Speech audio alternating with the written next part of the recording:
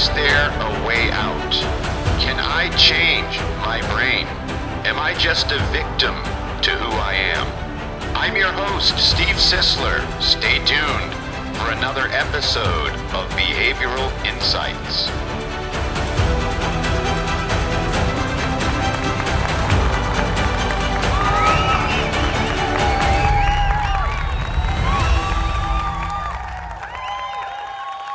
Welcome to the Behavioral Insights podcast. Listen, folks, we communicate three ways: words, gestures, and spirit. Coming up next on Behavioral Insights, communication, why it matters.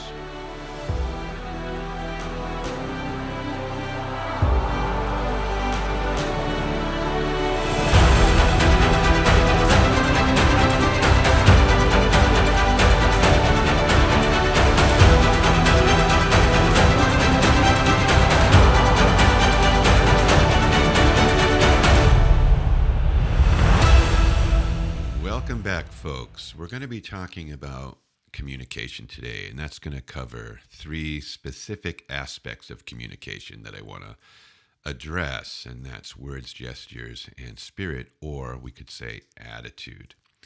So I want to begin by saying these three fundamental avenues of communication happen really largely, I should say, without our conscious attention. In other words, we're communicating all the time and we don't realize it.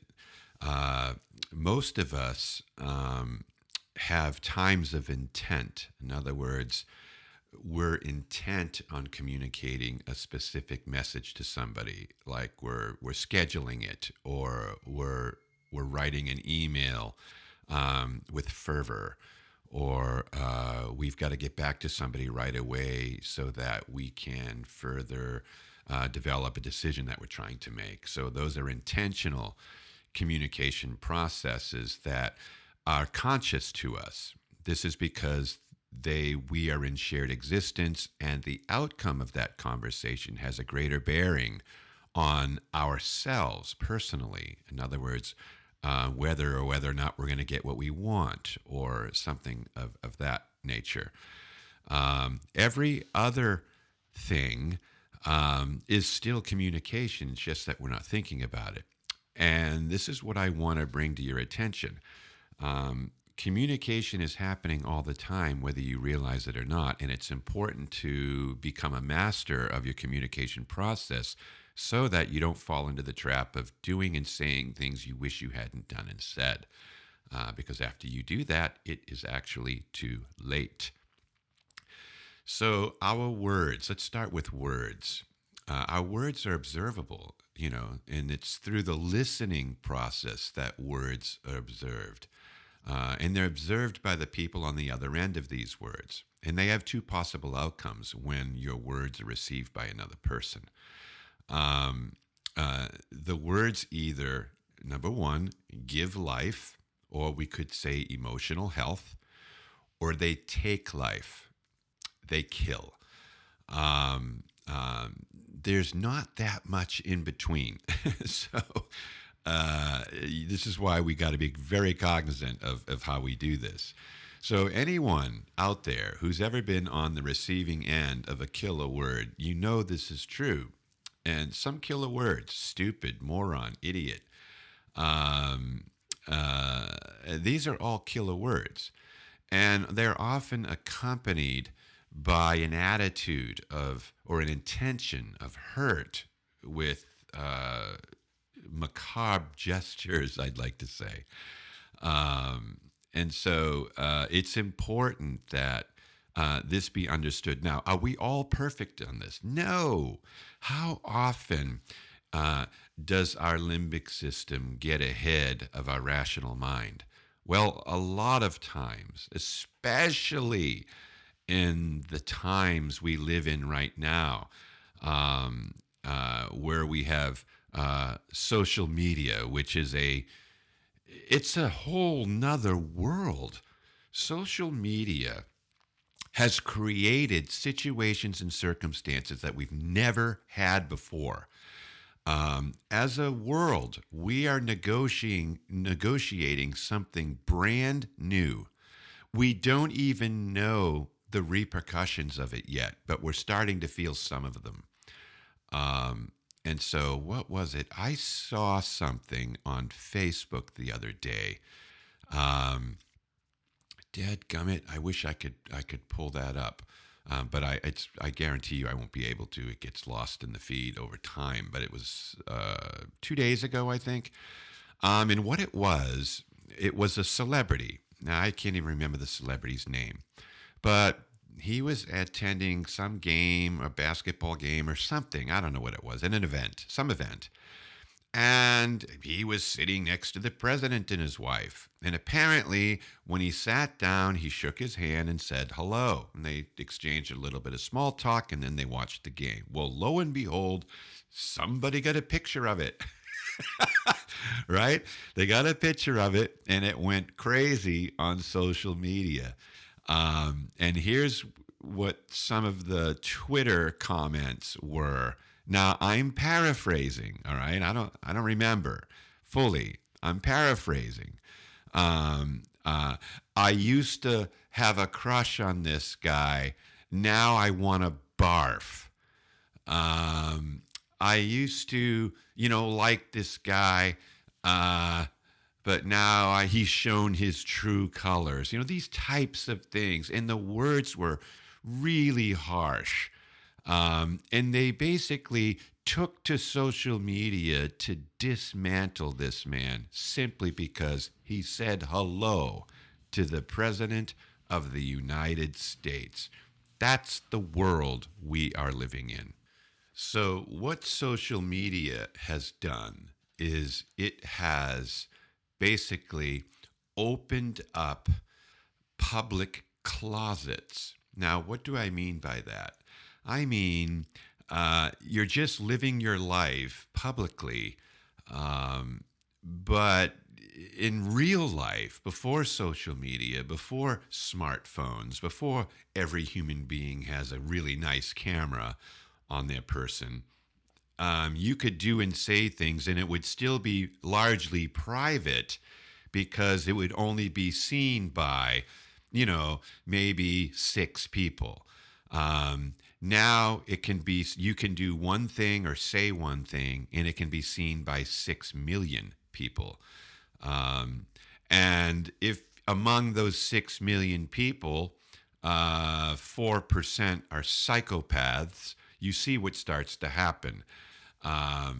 240,000 people want you dead if they don't like you. So what we do has gone from being, generally speaking, in a closet to center field in a football stadium with 84,000 people in it.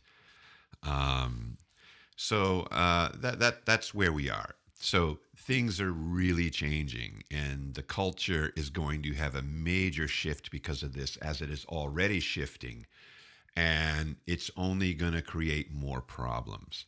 So, our words are very important. There was a song that was sung when I was a child, and it went like this: "Sticks and stones may break my bones, but words will never hurt me."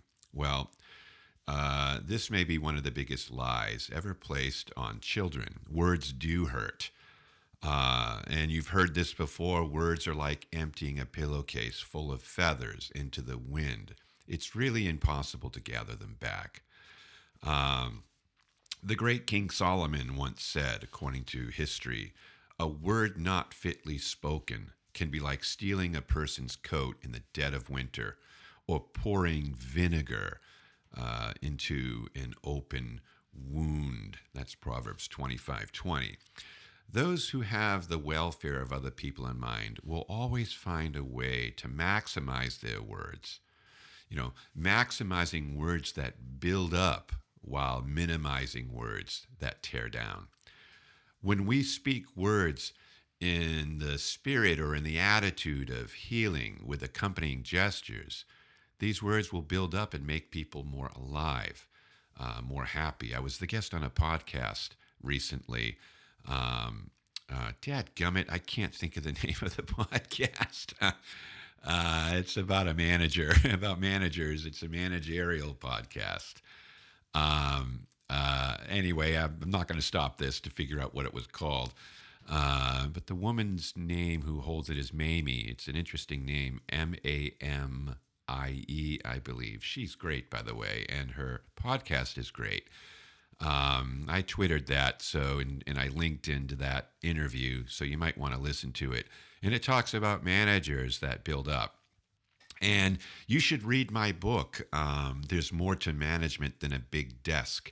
That's a great one too. But it really centers in on how to manage people the right way. So in that interview, I talked a lot about how a manager makes people feel that are under their management. And how important it is to be aware of what you're doing, what you're saying, and how it's being received by other people. This is what empathy is all about. Empathy is about understanding the degree of empathy that one has is always based upon the degree of knowledge or the degree of perception an individual has as to how their words, decisions, and actions are going to be received by the people on the other end of them. That's what empathy is. Empathy is about levels of awareness. How many of you know of people who say something terrible and then wonder what everybody's upset about? They may say something terrible and then say, I don't know why everybody's so upset. I was just being honest. And you're thinking, what planet are you on? These are people that do not perceive how their words will be received by the people on the other end. And so it's important that you know. Now, rather than go out and try to seek and find or go be crowned with the gift of fault finding, do this, apply this to your own life. What too many people do is when they learn something, they run around the world looking for people that are doing it or breaking the new rule they learned. So rather than applying it to ourselves, we're always looking for other people and catch them in the trap of not following through with some new thing that we learned. And that's bad. That's a bad thing. It's not helpful. So make sure that your words are building up and things like that. Now, this doesn't mean you can't make judgments. You can't make even critical or harsher judgments about situations and certain things, because we need to be able to do that. We can't all be so sterile that we can't make a point. And then you got people who will take offense at silly things.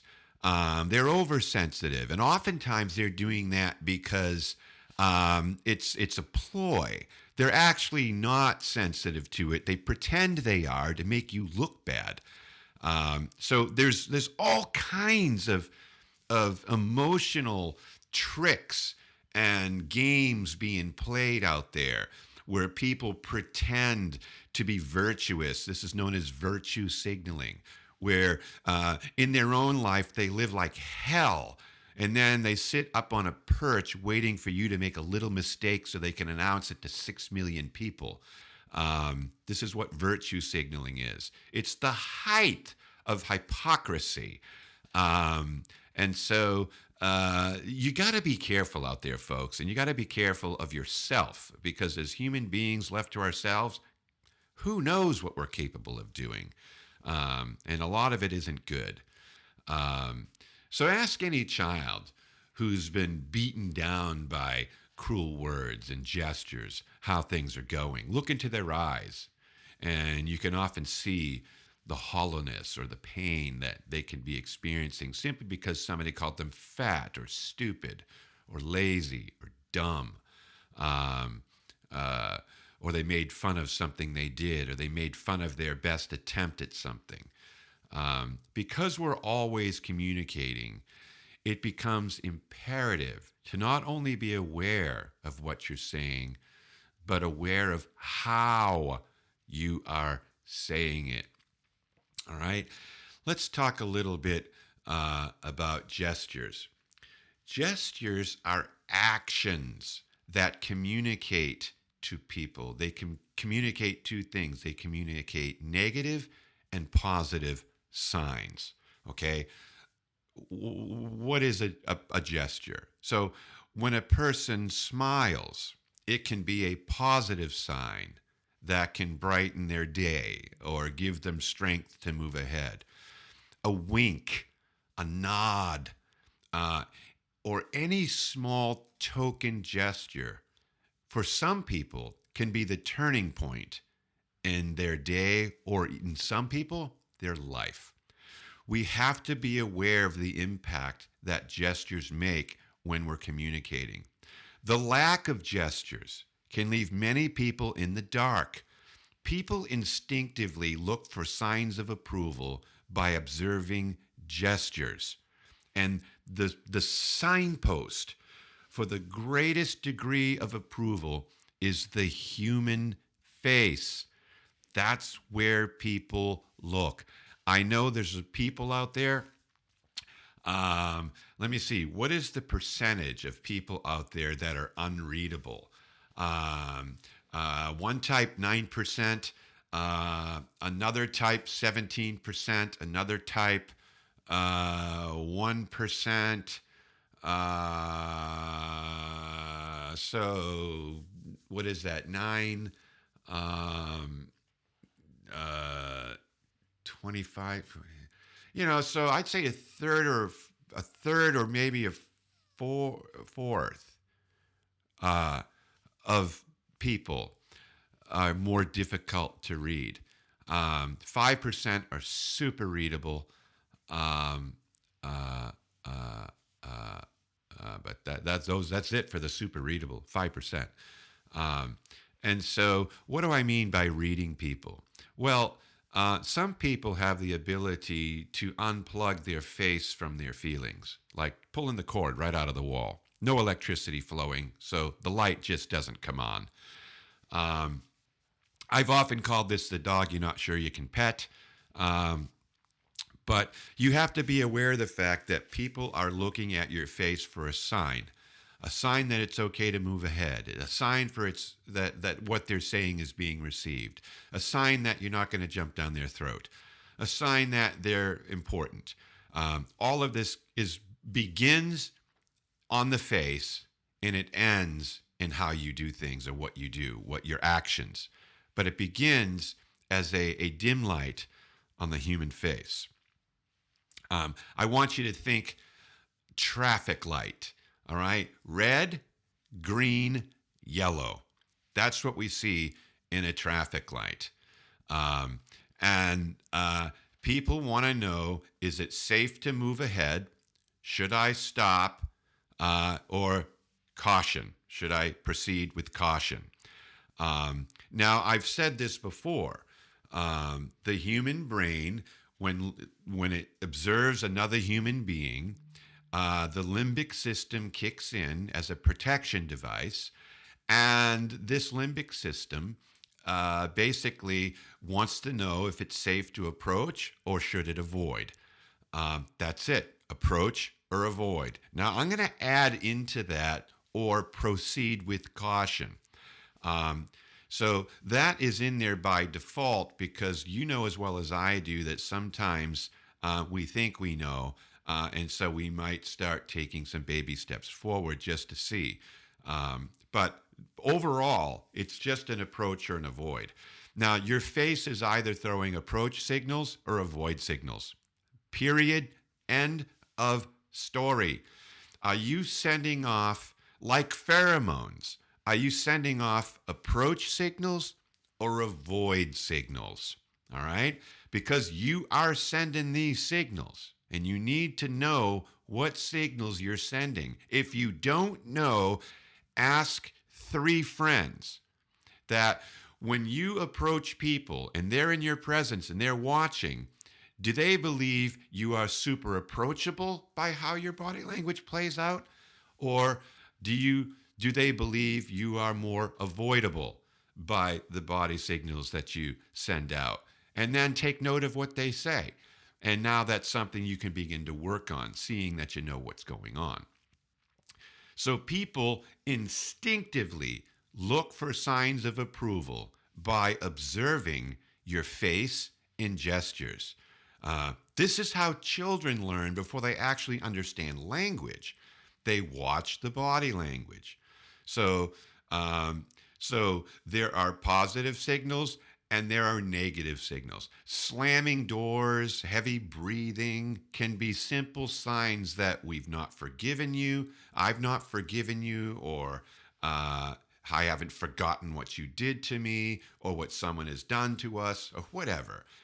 Our negative signs are communicating the fact that we're holding you in the prison of inconvenience. I'm holding you in the prison of dissatisfaction. So I send off signals that let you know that I disapprove of you, even though it may be something we've already talked about and settled. I remember when I was a child, my mother, when I would get in trouble, sometimes those signals would last for hours. She'd be upset, but because my mother was a introverted style, she would like slam the cabinet doors would be shut harder. She would march instead of just saunter when she walked. She would, start vacuuming.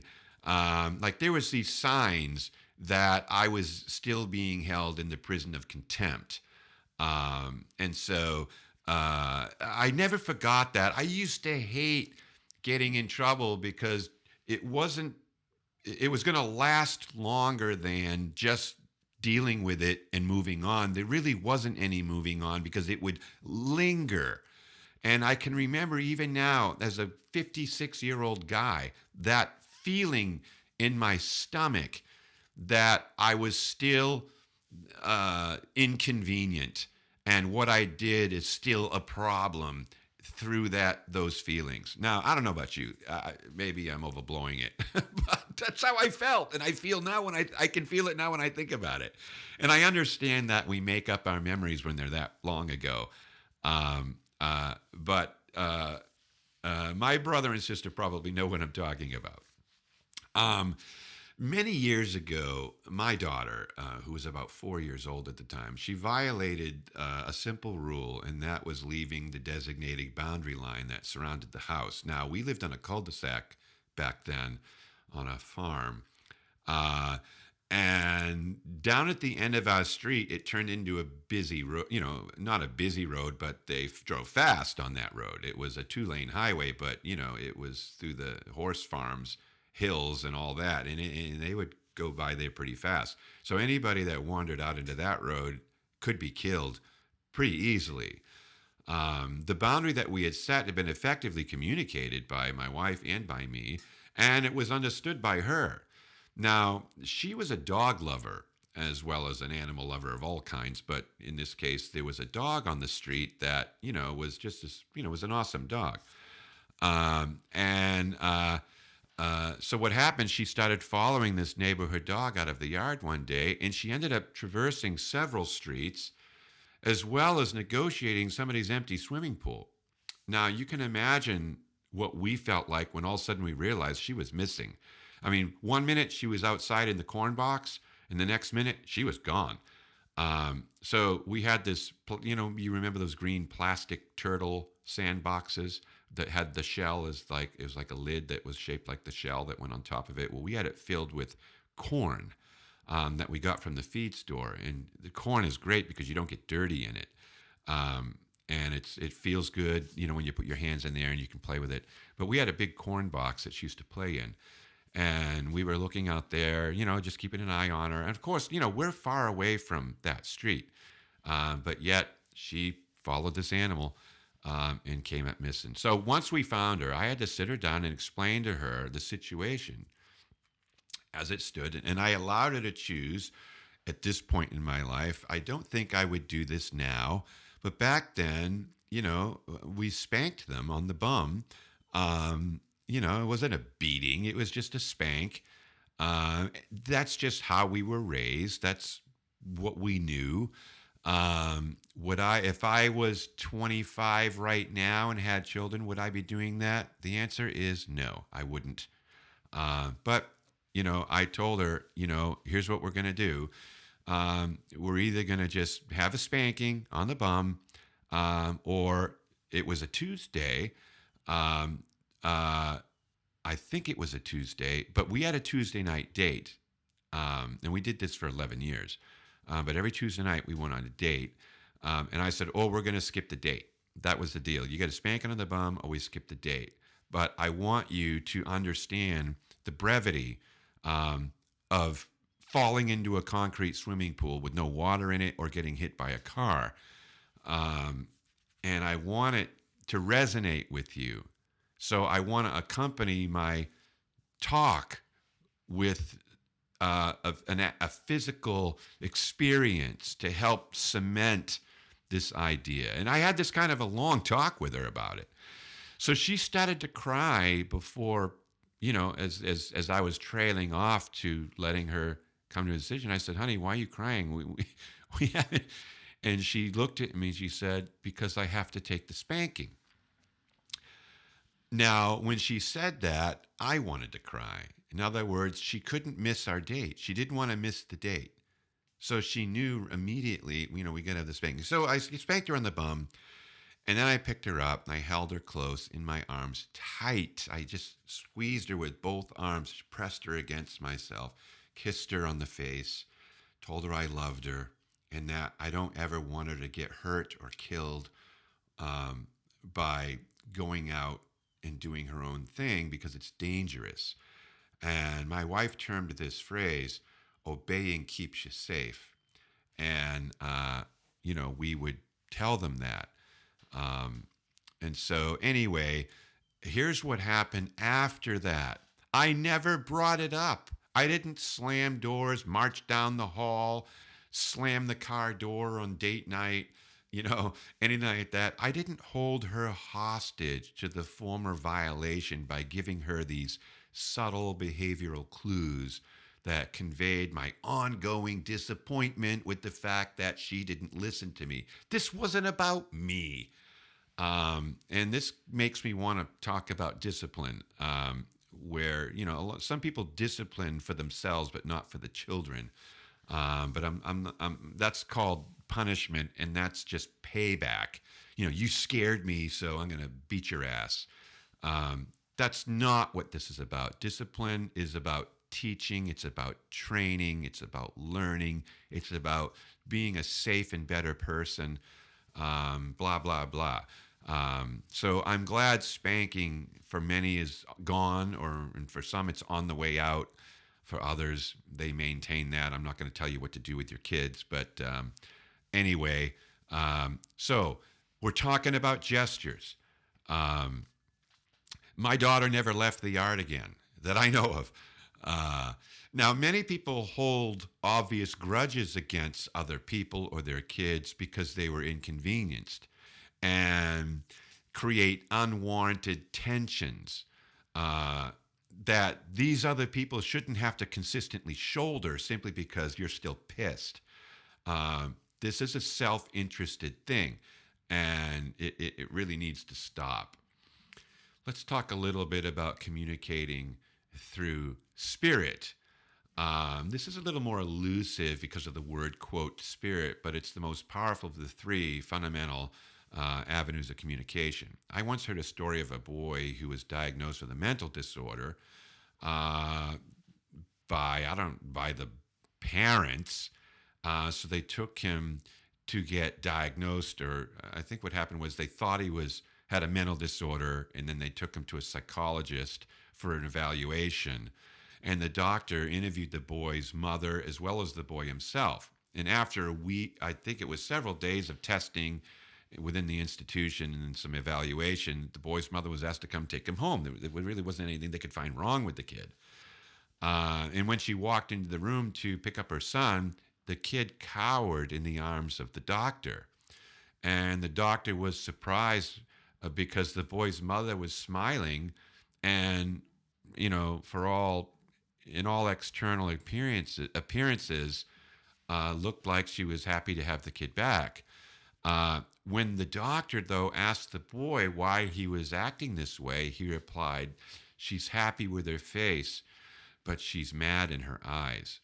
So apparently, this kid was going back to like Hell House, or at least a dysfunctional environment, and the kid was reading it in the quote spirit or the attitude of his mother. So oftentimes you can see deeper by looking into somebody's eyes. Sometimes they say the eyes are the window to the soul, and this is what they mean by that. How often can you remember being glared at by somebody, or somebody says, "Wow, they were looking daggers at me"? You've heard that statement before. Piercing eyes, or hollow eyes, or empty eyes. Remember Jaws talking about the eyes of the shark when they rolled up in his head.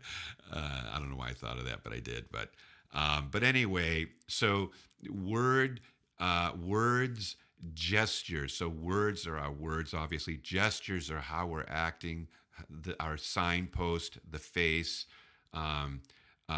Even though we're not saying anything, we're still giving off these negative vibes. And the vibes is the spirit piece. It's the attitude. If you've ever had kids and you tell them, you need to make your bed or clean up your room, and they don't want to do it because they're doing something else, and then finally they're like, fine, and then they go clean it up, but they do a terrible job cleaning it up, and it's because their attitude is bad. So now they got to do it again. But you too, if you've done things, if you do it with a bad attitude, it doesn't come out as well as you do it something with a good attitude. And somehow the attitude affects our actions. And it does.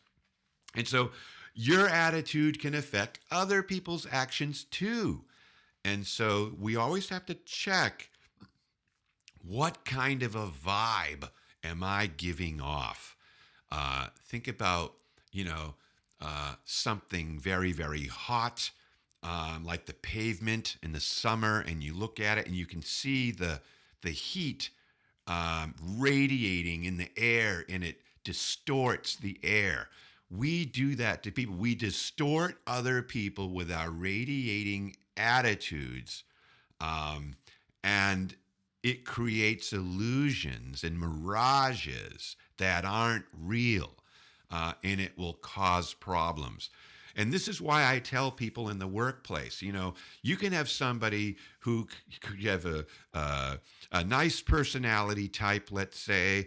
They're creative, they're outgoing, they're talkative, they're happy, they're pretty smart, they've got good clarity, all these different things. But you put them in an environment with some ass as a manager, and they're not going to reach their full potential. How often am I working with people and I'm finding out there's nothing wrong with the particular person, it's the management. And so there are so many variables that determine how somebody is going to perform that you cannot predict it with a paper tool or anything like that. And I've talked about this before. You have to look at all these environments, and to the degree that environment is conducive for healthy, strong, good attitudes will be to the degree that whatever potential they have as a person can come to that service and be realized in that particular environment. The communication process, it's important. It's an important part of human development and understanding. It's necessary for both life and love. So the necessity of mastering its process is as essential as being able to read it. So being able to master your communication is just as important as being able to understand communication. So this goes both ways. You communicate out and you receive communication in. So people that increase behaviorally, and those who have the better experiences with people and realize more better outcomes, are those who are always aware of this process. behavioral increase takes place when a person utilizes their emotional intelligence, their social intelligence, along with taking note of the behavioral cues um, displayed in others around them. And this creates an increase in communication and social understanding. Somebody once said, misunderstanding is the mother of all conflict. Uh, Most of our relationship problems stem from misunderstanding the motives, the actions, and the behaviors of other people. We also tend to be negative by nature. Do you know that people are by nature negative um, or against what they don't understand? So if I don't understand something you're telling me, I am against it. Okay? People that are highly conscientious in the world, if they don't fully understand something, the answer is always no. So being able to communicate effectively is really, really powerful. Oftentimes, we're trying to communicate, but it's not effective. And so you have to effectively communicate. And the way you do this is you determine the person you're communicating with, and you adjust your communication style to fit what they need. Now, are we all expert at this? No. Am I an expert at this? No. I mean, come on, the cobbler's kids don't have any shoes. So I can teach this, but I haven't mastered it. Do I work on it? Do I try? Absolutely. Has my limbic system gotten the best of me? Absolutely. What do I do? Give up and stop teaching? No, I keep trying, as you do, right? We got to keep working at this. Gaining an understanding of the differences between yourself and other people is the first of many steps towards any kind of conflict resolution. So when you take the time to really get to know somebody, you're showing them that you care. And if you take the time to learn how to read people's words, gestures, and spirits, you'll learn more about them in 12 minutes than you will in 12 months. What's another way we can communicate? We communicate through touch. The power of touch is something we're becoming less and less familiar with in this culture. So those who've taken the time to learn about and appreciate other people are more often than not masters of touch. Some people, they're touchers. If you enter the men's room at the airport, I've said this before, you really don't touch anything. And so you don't touch the faucet, you don't touch the toilet, you don't touch the paper towels. You just, they're all sensor driven. So we're a touchless society, really, because of this. And so it's important. Even at work, they're limiting touch. No hugging, no touching. Not a lot, but some companies have these rules. They're disallowing personal touch in the workplace, even though it's oftentimes appropriate. People are more focused on being professional, and they're less focused on being personal in this world we're living in right now. We're spending more and more time messaging electronically and less time engaging face-to-face, which is what we're wired to do. We aren't hardwired for electronic communication. We're hardwired for emotional, deep connection. So it's important that you understand that. With the electronic age upon us, we're steadily moving away from the original instant messaging system, which is touching, feeling, and directly communicating through our senses as people. And I'm sure this is going to backfire, folks, for sure. Touch is a significant component in traditional healing. It's being increasingly studied in the mainstream medicine groups that are out there. Some trials show symptom benefits in a number of areas, particularly for those who suffer from asthma, high blood pressure, migraine headaches, and childhood diabetes. Other research findings are suggesting that not only do simple touches lower stress levels. They can also boost the immune system and slow or even halt the progress of certain diseases. So, this was a study that came out of an article called "How the Power of Touch Reduces Pain and Even Fights Disease" by Dr. Roger Dobson, October 2006. You know, I'm thinking about the St. Peter's Square statue. The right foot of the statue in St. Peter's Square is almost gone, actually, because so many people have been over and kissed it. I guess this is a tradition over there. So, kissing this statue has been going on for hundreds of years, I believe. So there's an emotional need to connect with the statue. Wish to God there was that kind of an emotional need to connect with other people. And so it's important that we communicate with this same, quote, emotional kiss, end quote, and that communicates with people. Marasmus is the medical term for the destructive force that infants encounter when they're not given sufficient touch within the first few weeks of their life. A small infant will die if the child does not receive the right amount of physical touch from its caregiver during this very critical period. And this is true in every culture and on every continent of the earth. People die for lack of touch. This is why you have people that hospitals will hire, or as a nurse, or they'll have volunteers, and their job is coming in to the neonatal care unit, and they hold the babies. So this hands-off mentality that's been creeping into our society is not only killing us, it's disallowing the very thing our brains are wired to do. So if you're buying into this idea that touching people is a taboo, then you need to reverse that now, because it's wrong. There was another article in Home Life magazine that talked about American parents and touching their children 2 times per hour on average.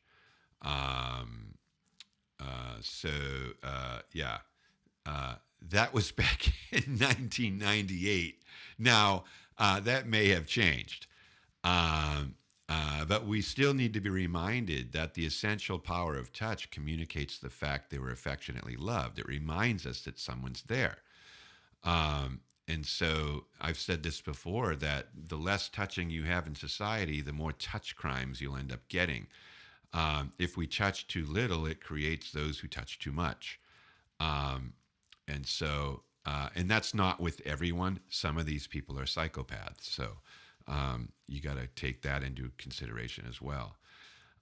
When the Space Shuttle Challenger exploded in midair in 1986, if you remember this, I do. I know I was living in Oklahoma when this happened. 7 crew members lost their lives. The disintegration of the entire vehicle began, if you remember, it was after an O-ring seal in one of its solid rocket boosters failed when it lifted off.